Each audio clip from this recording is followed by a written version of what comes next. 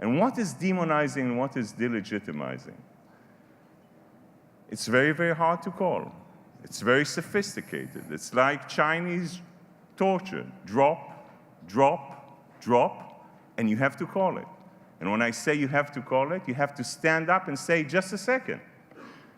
There are myths, there are facts, there are lies, there are half-lies, and you have to stand up and say, hey, that's a lie, that's wrong. And last week, I stood up at the Security Council and said, look at the repetition. By repeating things again and again and again, it doesn't mean those things are correct. How many times have you all heard the Israeli-Palestinian conflict is a major conflict in the Middle East? You solve that, you solve all the other conflicts in the Middle East. Really? Really? Bahrain, Tunisia, Syria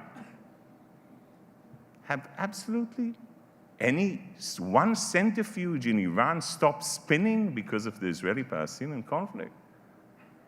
So that repetition doesn't make it true, and today it's ridiculed. Last week, Security Council resolution, by the way, every month, the situation in the Middle East, 95%, if not more, deals with every balcony at every settlement. Syria, Bashar butchers his own people left and right. Approximately 5% is being dealt on the world stage. And it's important to go back and say, and it doesn't make a difference where you stand politically, by the way. The repetition of settlements are the major hurdle to peace? No, that's not true. You can define it. It doesn't make a difference where you stand politically. It might be a thorn in the eye. It might be not. It doesn't make a difference. A major hurdle to peace? No. The major hurdle to peace is the major hurdle to peace is the Palestinians' quest for the so-called right of return. That's a major hurdle to peace. And why is it the major hurdle to peace? Because you don't hear the Palestinian leadership saying anything about that. You don't hear the international community saying anything about that. And even in Israel, although we are probably going into an election year, even the left side of the left part of the Israeli political spectrum, hence those who are holding on the left side of the Rock of Gibraltar, not falling from the fingertips of the left, wouldn't sign any peace agreement with a right of return being part of it, because it means the destruction of the state of Israel. The right of return is the only equation in political science which is a mathematical equation. Right of return equals the destruction of the state of Israel.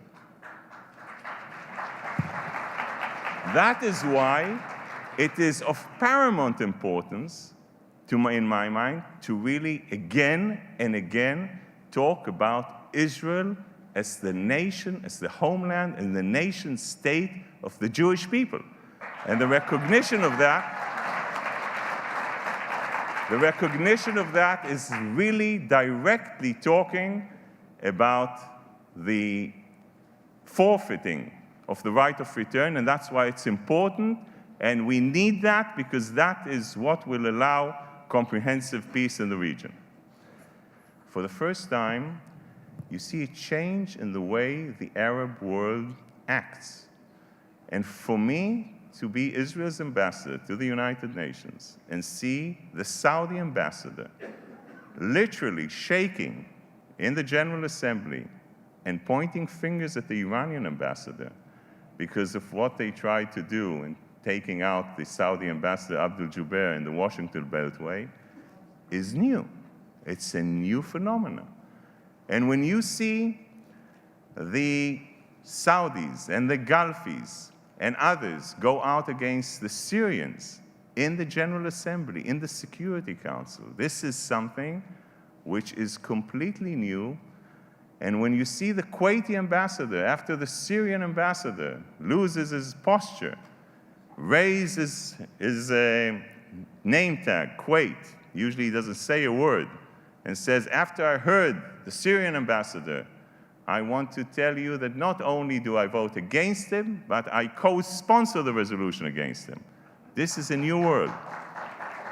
And I'm talking about that because it allows us to do what we have to do, hence use the opportunities that have aroused in the Arab world because they feel that the rope is tightening around their necks on certain issues to find common ground from a common enemy like Iran.